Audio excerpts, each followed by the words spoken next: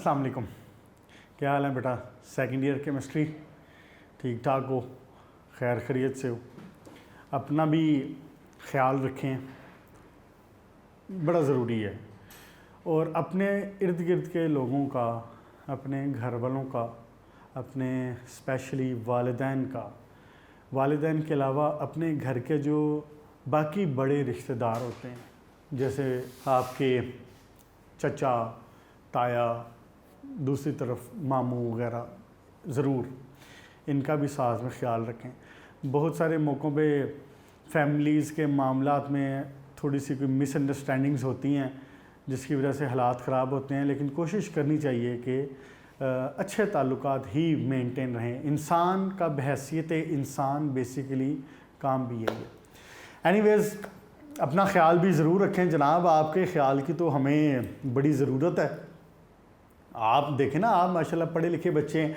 आज आप केमिस्ट्री पढ़ रहे हैं तो कल को आप मज़ीद केमिस्ट्री पढ़ेंगे, तो परसों आप मज़ीद केमिस्ट्री पढ़ेंगे उसके बाद फिर आप इंशाल्लाह ताला डॉक्टर और इंजीनियरिंग की तरफ जाके, इंजीनियरिंग वाले तो किसी हद तक केमिस्ट्री से फिर बच जाएंगे, केमिकल इंजीनियरिंग वाले नहीं बच पाएंगे ज़्यादा, लेकिन दूसरे जो इंजीनियर्स हैं वो किसी हद तक बच जाएंगे, लेकिन डॉक्टर्स नहीं बच पाएंगे। वो बायोकेमिस्ट्री की फॉर्म में केमिस्ट्री उनका जो है ना पीछा करती रहेगी।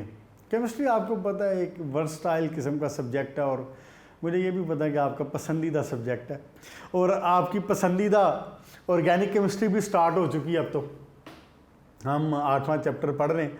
अच्छा, शुरू में ना हम स्पीड ज़रा मैं कोशिश करूँगा कि बहुत कोई तेज़ ना रहे, ख़ास तौर पे स्पेशली 8वें चैप्टर तक के लिए कोशिश करेंगे कि थोड़ा थोड़ा पढ़ते रहें, एक एक दो दो पेज पढ़ते रहें। उसके बाद इसके चैप्टर वैसे ही छोटे हैं, ऑर्गेनिक के चैप्टर कोई इतने ज़्यादा लेंथी चैप्टर नहीं है, बहुत कोई लेंथी चैप्टर नहीं है।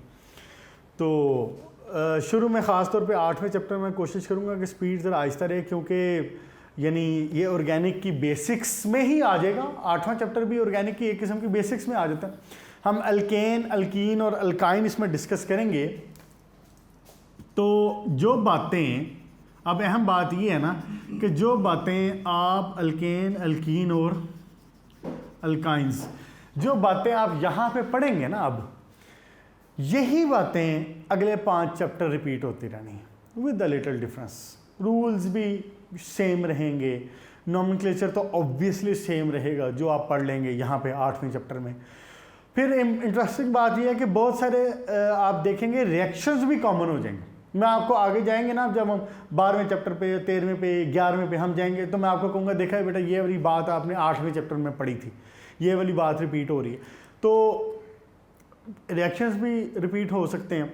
उसके अलावा फिर मैं ये भी नहीं चाहता कि ऑर्गेनिक केमिस्ट्री आपके दिल से उतर जाए। और हाँ, अगर आप भी ये नहीं चाहते ना कि ऑर्गेनिक केमिस्ट्री आपके दिल से उतर जाए, तो पुत्र पेज नंबर 127 उसको नहीं भूलना। पेज नंबर 127 को अच्छे तरीके से रट लें, अच्छे तरीके से क्लैरिफाई कर लें, उसको क्लियरली अपने अंदर एब्जॉर्ब कर लें। वो एब्जॉर्ब कर लोगे ना तो फिर आगे भी फ़ायदा होगा। ठीक हो गया?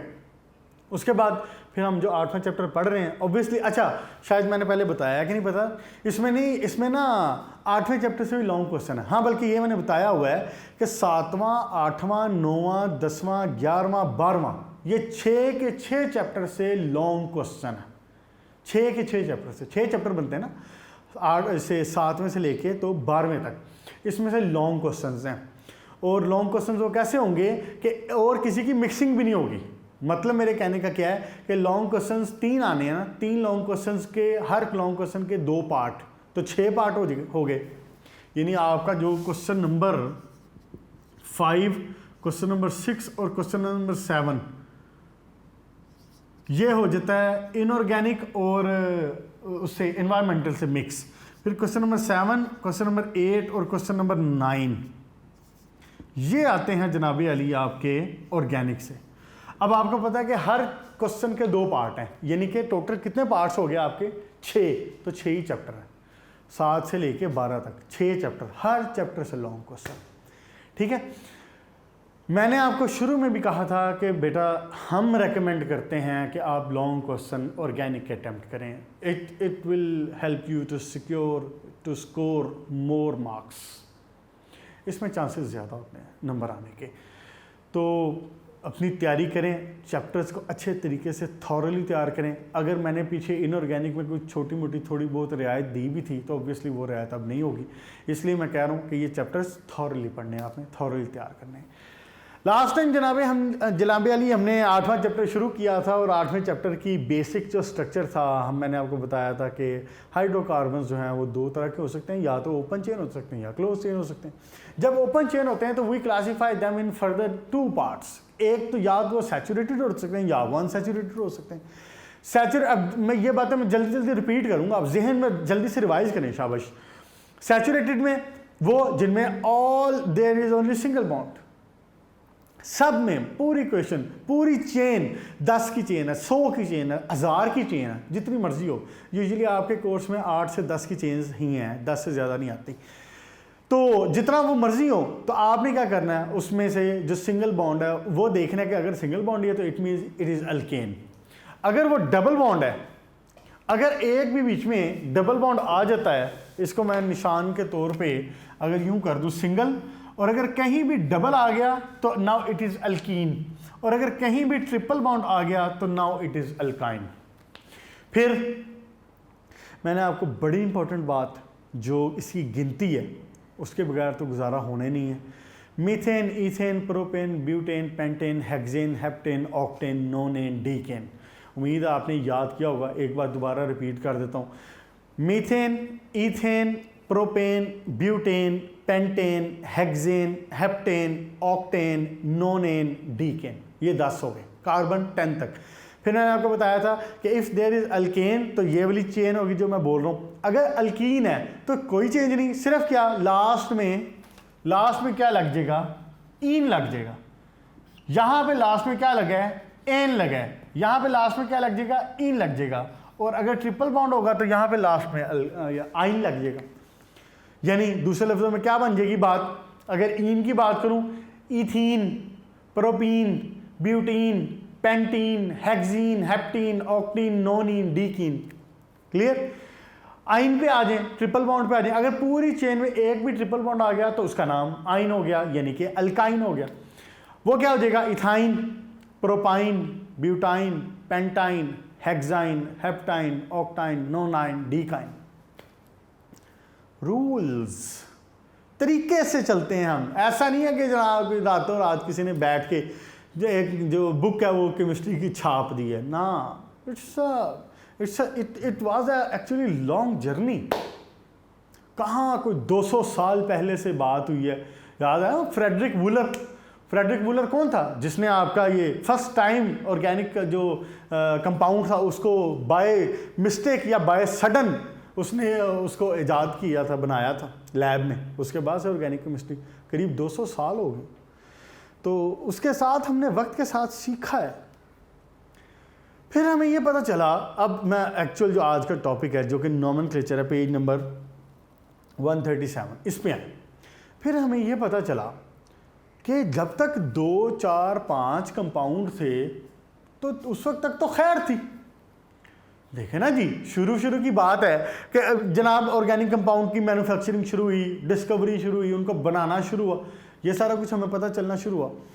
हमने क्या किया, मिसाल के तौर पे किसी ने देखा कि जी एक गैस है, ये रेज कर दूं. अब ये सारी बातें आपको पता होनी चाहिए. ओके, आपका जो पैटर्न है मैंने बड़ी शुरू में भी बताया था, बार बार बात दरमियान में भी होती रहती, जहन में रखा करें आप. शाबाश. क्या बात कर रहा था. हाँ जी, मिसाल के तौर पे एक साइंटिस्ट ने देखा कि जनाब एक गैस है और वो कहाँ पे मिलती है मुझे, वो मुझे मिलती है मार्शेस में.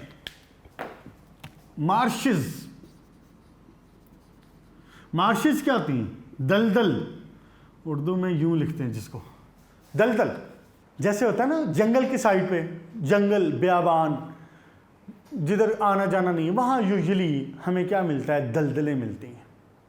दलदल ऐसी जगह होती है जो कि एक नरम सी मिट्टी, देखने में आपको लग रहा होगा वो कोई नरम सी नॉर्मल सी मिट्टी है और जस्ट लाइक आपको लगेगा जी कीचड़ है, लेकिन एक्चुअली वो दलदल होगी। वो क्या करती है, अगर उसमें कोई इंसान या कोई और इस तरह सा वेट वाली कोई चीज़ जाती है, कोई जानवर जाता है, तो दलदल में धंसता जाता है, उसको अंदर खींच लेते हैं।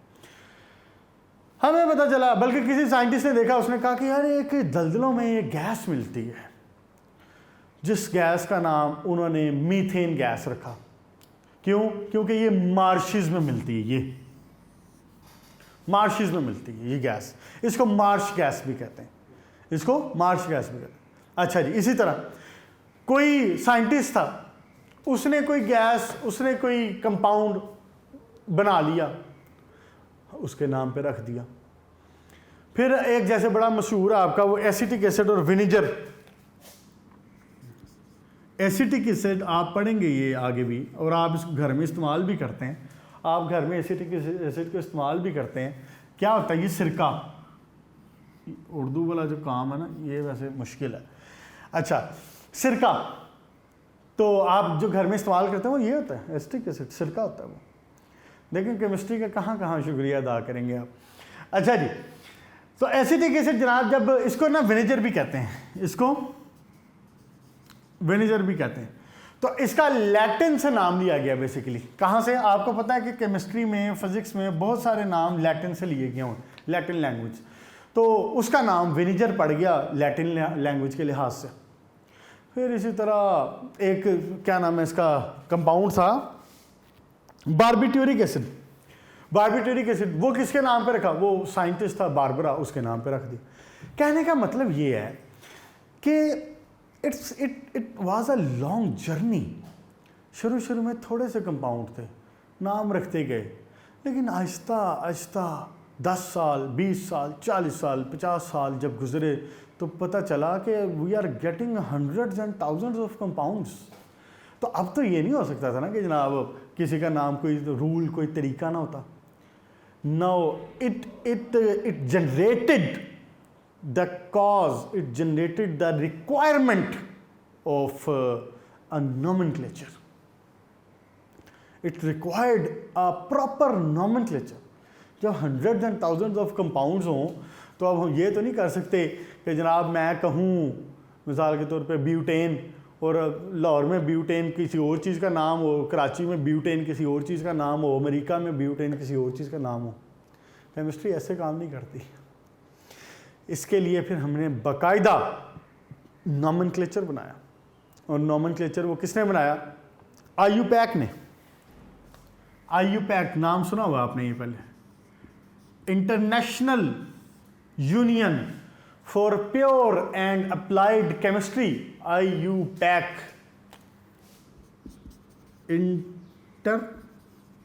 International union for pure and applied chemistry.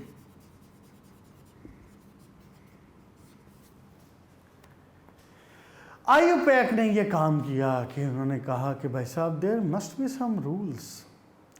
फिर हमने एक रूल्स की एक लिस्ट जनरेट की, लिस्ट बनाई।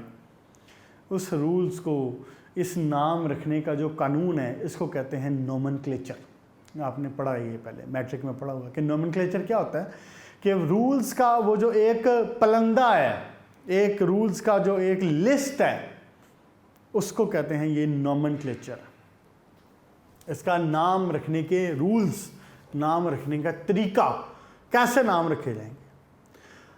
अब आपको एक इंटरेस्टिंग बात बताऊं, और वो ये कि नॉमेनक्लेचर का जो बुनियादी काम है ना, वो बड़ा इंटरेस्टिंग है।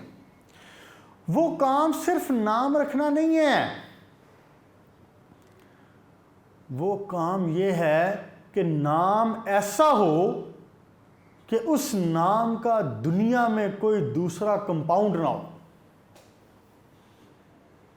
आबिद नाम के, रियाज नाम के, शफकत नाम के, आपको पाकिस्तान में कोई 1 लाख बंदा तो मिल ही जाएगा मेरा ख्याल है।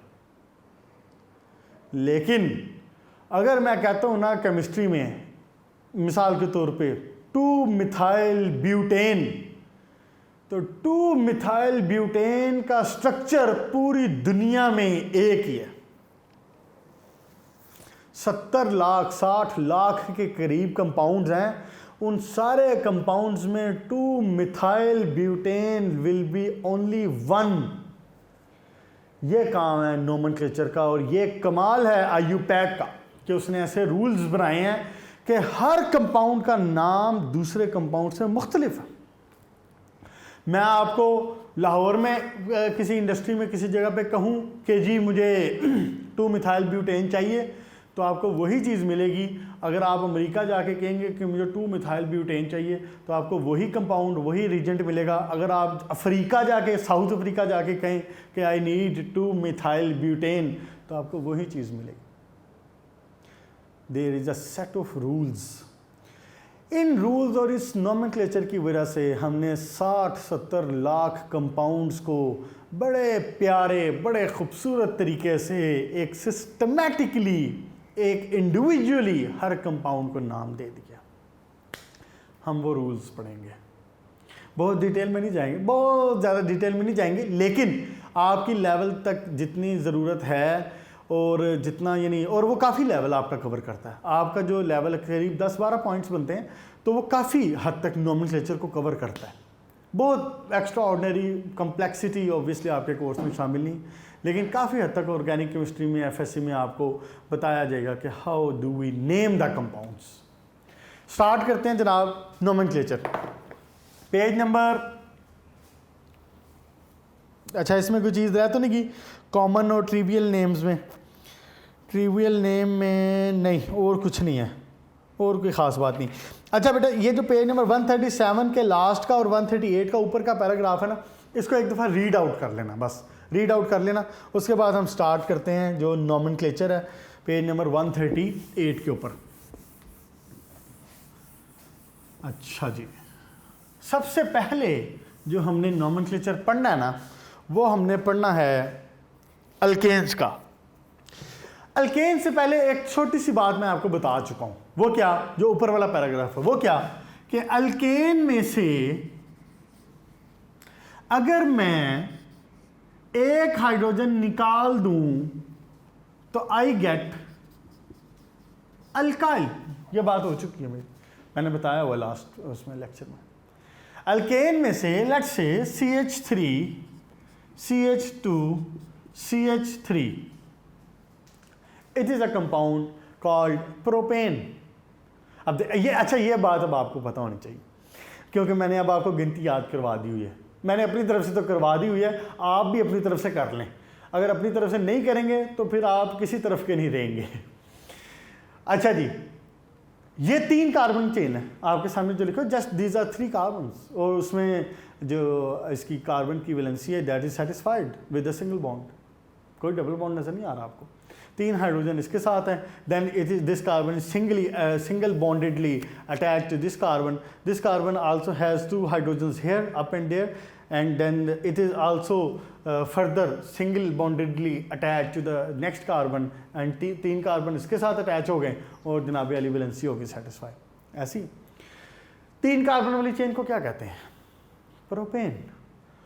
अगर यहाँ कहीं डबल बॉन्ड होता तो I would say propene, triple bond होता तो मैं कहता प्रोपाइन। तो बहरहाल ये तो बात उसमें आ गई, झेली बात आ गई है।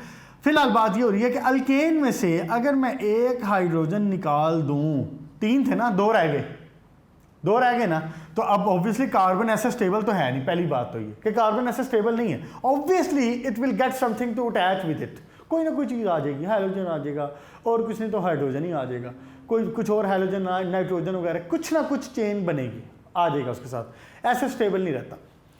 अच्छा जी, अगर हम इसमें से एक हाइड्रोजन रिमूव करें तो वी से इट अल्काइल। अभी इसका नाम क्या था? अभी ये रिमूव करने से पहले 3 जब था तो नाम क्या था? प्रोपेन। जब एक हाइड्रोजन रिमूव हो गया, now we will say it propyl. Clear जी? लेट्स से अब वही मैं पहले वाली बात करूं, अगर कि मिसाल के तौर पे यहाँ पे आके जनाब अली लग गया क्लोरीन, मिसाल के तौर तो बन जाएगा क्लोरोप्रोपाइल।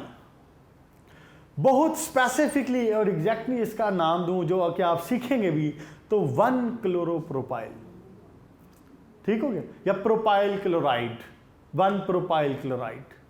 ठीक, ये इतनी सी बात ज़हन में रखें, एक hydrogen removed, alkane converted to alkyl. ठीक हो गया जनाब, ओके। अब आए अल्केन्स के नोमेनक्लेचर पर, नोमेनक्लेचर ऑफ अल्केन्स। लें जी, अब ध्यान शरीफ जो है ना ज़रा वो इधर करें।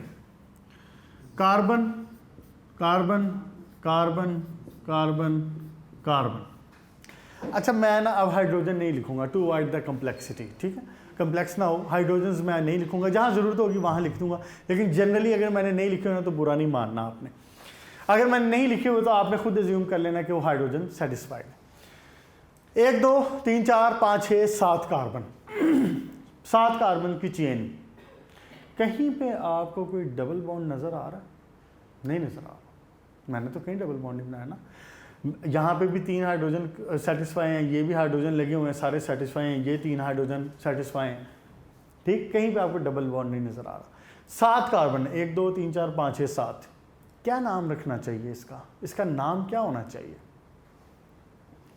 जिन बच्चों ने कहा है ना पेंटेन, वो तो अपना पकड़ें दाया कान, और जिन बच्चों ने कहा है ऑक्टेन, वो पकड़ें अपना बायां कान, और जिन बच्चों ने कहा है हेप्टेन, वो अपने आप को शाबाश दे लें। इसका नाम क्या होगा? हेप्टेन। 7 कार्बन, क्लियर जी?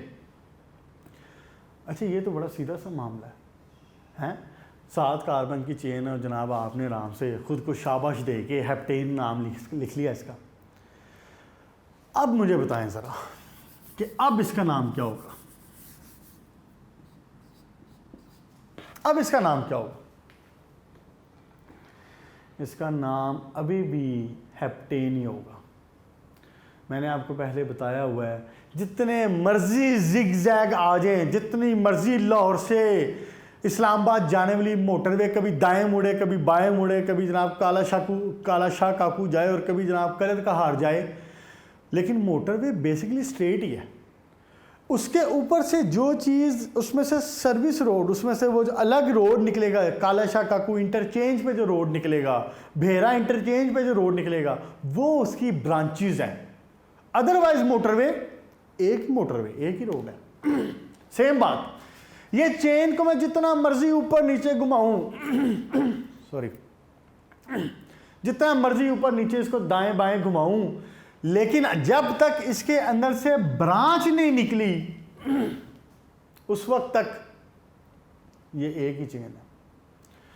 पहला rule sorry, you will select the longest chain. Rule number 1, आप लॉन्गेस्ट चेन सिलेक्ट करेंगे। मिसाल देता हूं, ये है जनाब एक, हाँ चल ऐसे कर, ये है एक सिनेरियो। बताएं जी, क्या चेन आप सिलेक्ट करेंगे और इस चेन में कितने कार्बन होंगे? अगर हम यूं जाएं, simply you will count, simply you will count. मैं क्या कह रहा हूं? Simply you will count. किसी किस्म की क्या उसको कहते हैं, होशियारियों में नहीं पड़ना, किसी किस्म के ओवरव्यू लेने में या एक नज़र देखने में उस तरह से नहीं पड़ना।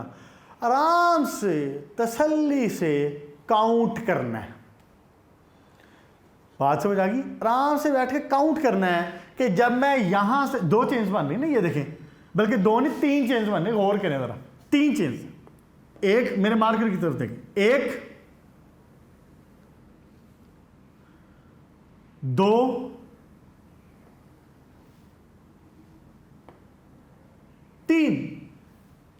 3 चेन्स बन सकती हैं। पॉसिबिलिटी है कि 3 चेन्स बन सकती हैं इसके अंदर से, नाम रखने के लिए ऐसे 3 चेन बन सकती हैं। Now rule number first was के आपने ये देखना है कि लॉन्गेस्ट कार्बन कंटेनिंग चेन कौन सी है। Now will count. देखें, अगर मैं ये चेन कंसीडर करूं तो 1 2 3 4 5 6 आई गेट 6। अगर मैं ये चेन कंसीडर करूं 1 2 3 4, अब अगली बात देखें, अगर मैं ये चेन कंसीडर करूं 1 2 3 4 5 6 7, लॉन्गेस्ट कार्बन कंटेनिंग चेन या डायरेक्शन क्या बनी? वो बनी ये बनी। दिस विल बी, अब ध्यान से लफ्ज़ सुने क्या कहने लगा, this will be your parent chain. ये आपकी पेरेंट चेन जिसको मैंने इनसर्कल किया है। पेरेंट, कान खोल के बात सुनो, कान खोल के। पेरेंट चेन के अलावा, पेरेंट चेन के ऊपर, उसके अलावा जितना कुछ भी लगा हुआ है, जितना कुछ भी लगा हुआ है, 1 5 10 15 जो मर्जी लगे हुए हैं, those are substituent. Substituent. Parent chain निकाल ली। पेरेंट चेन निकाल लेने के बाद आपने पेरेंट चेन को इंसर्कल कर लेना है, अंडरलाइन कर लेना है। अगर बुक पेपर में आता है ये नोमेनक्लेचर, कोई चेन दे देता है कि इसका नाम बताएं, कुछ ऐसा दे देता है, मैं दोबारा कह रहा हूँ, किसी किस्म की जल्दबाजी में नहीं पढ़ना, ओवरव्यू नहीं लेना, आराम से बैठ के तसल्ली से काउंटिंग करें कि इधर से कितने बनते हैं, इधर से कितने बनते हैं, इधर से कितने बनते हैं। You will select the maximum number of carbon for the parent chain. हमने काउंट किया, we got this chain. Direction जो मर्जी हो, जिग जैग, ऊंच नीच, दाएं बाएं, आगे पीछे, जो मर्जी बनाए। 1 2 3 4 5 6 7। क्लियर होगी बात? This is the parent chain.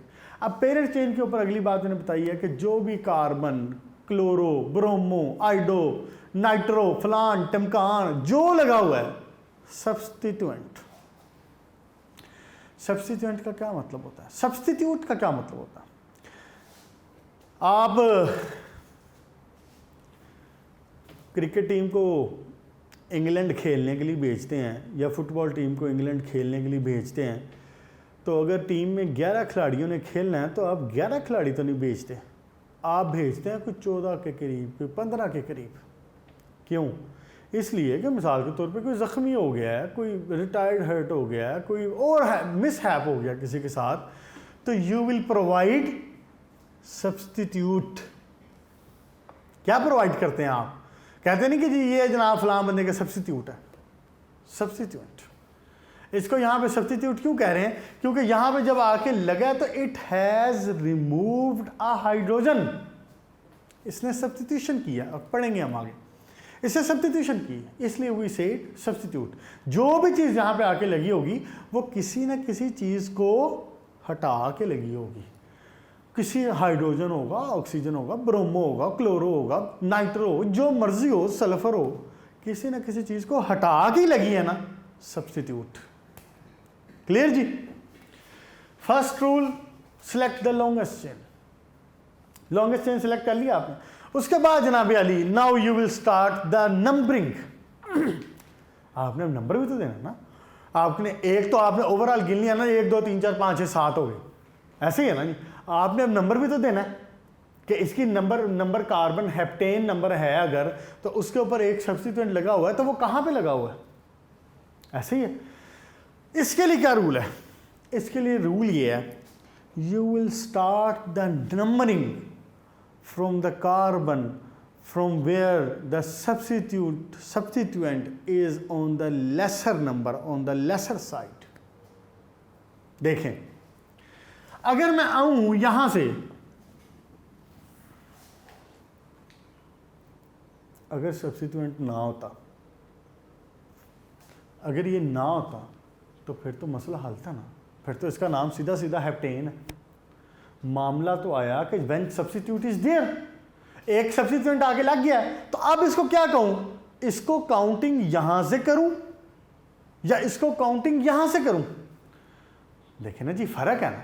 अब मैं अगर काउंटिंग यहां से करूं, 1 2 3 4 5, I get the substituent on the number 5। ये 5 नंबर कार्बन है ना, यहाँ से आ रहा हूँ 1 2 3 4 5 नंबर कार्बन के ऊपर सब्स्टिट्यूएंट लगा हुआ है। मैं इसका नाम रख सकूंगा 5 methyl heptane.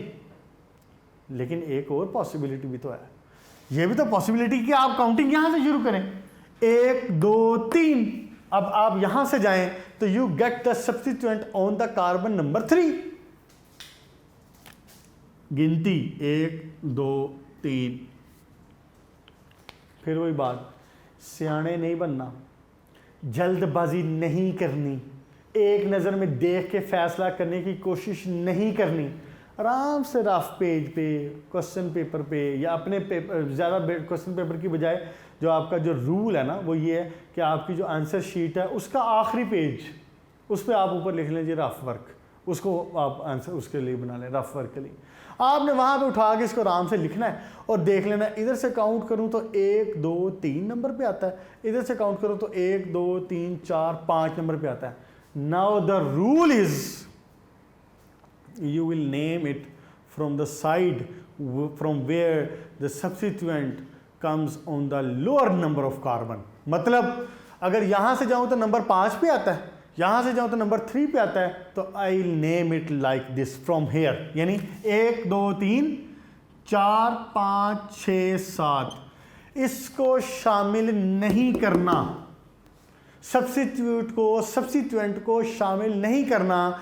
You will name the parent chain, parent chain का नाम देंगे आप, सब्स्टिट्यूएंट को हम उसमें एडिशनली बताएंगे। कैसे? ऐसे, मिसाल के तौर पे ये लगा हुआ CH3, तो CH3 का वो क्या है, इसका नाम क्या है? कितने कार्बन है? एक कार्बन है। तो जबकि एक कार्बन में से एक carbon should be CH4, its name should be methane। When I remove one hydrogen, I get CH3। Now its name is, अभी मैंने पीछे बताया, मिथाइल। इसका नाम है मिथाइल। इसका क्या नाम है? मिथाइल। अब इसकी नेमिंग कैसे होगी? I'll name it 3। ये देखिए मैंने क्या किया, ये जो डैश है ना, ये जो हाइफन है ना, जिसको एक्चुअल जुबान में क्या कहते हैं, हाइफन, यूजुअली बोलने में हम इसको डैश भी कह लेते हैं। ये जो हाइफन है ना, it's the part of the rule. इसको मिस नहीं करना। किसी चीज़ को भी रूल में शामिल, किसी चीज़ को भी मिस नहीं करना, वरना आपका नोमेनक्लेचर गलत होगा, आपकी इक्वेशन गलत कर देगा वो।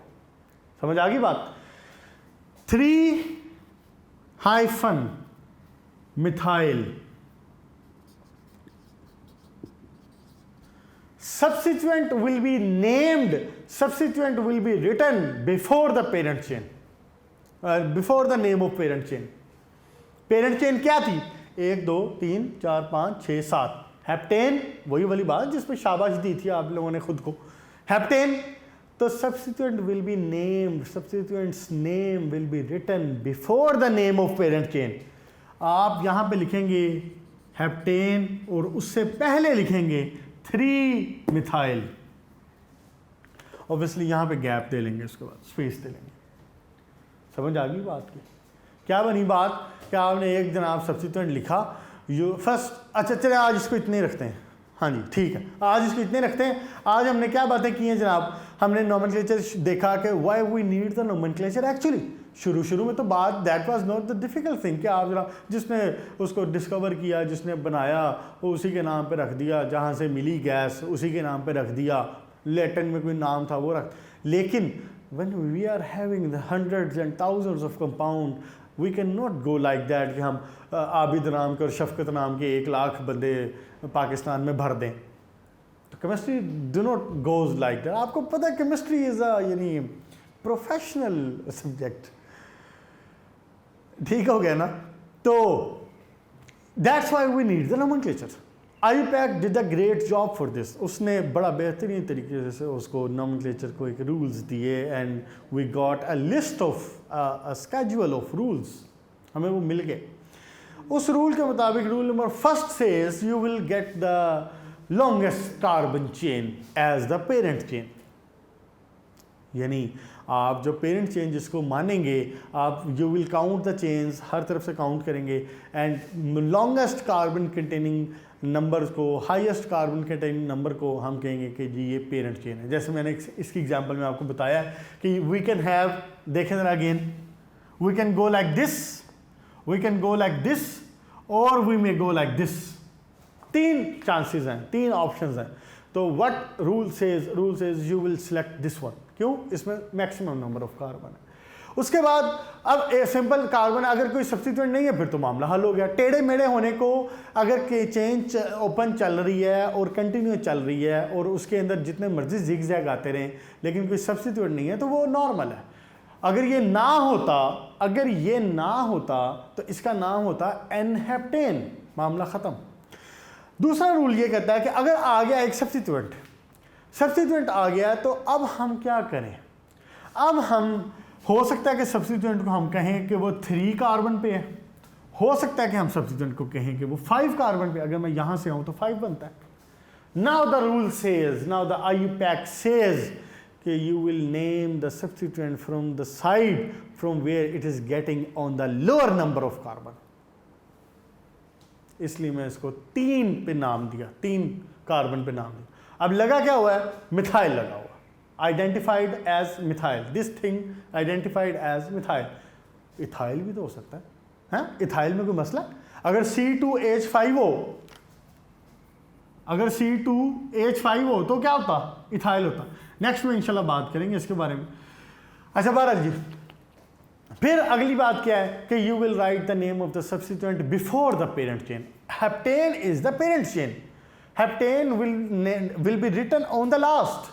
आप उससे पहले लिखेंगे name of the substituent and the number of the substituent and hyphen should be there, 3 methyl heptane. Clear जी? डन हो गया। यहां तक रखें इसको, रूल नंबर 2 या 3 तक ये हुआ है मामला। तो उसके बाद इंशाल्लाह ताला नेक्स्ट लेक्चर में दोबारा मुलाकात होती है। अपना ख्याल रखिएगा। अल्लाह हाफ़िज़।